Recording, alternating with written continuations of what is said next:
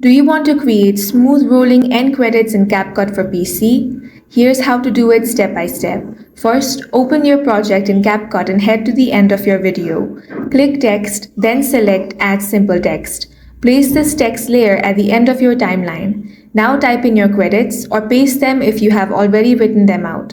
This can include your director, cast, crew, or contributors. Now adjust the font, size, color, and style to keep your credits clean and easy to read. Next, position the text where you want it to start, either at the bottom or center of the screen. On the right side, under Position, click the keyframe button at the start of the text layer.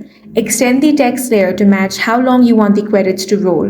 Then, move the playhead to the end of the layer and drag the text upward until it scrolls completely through the frame.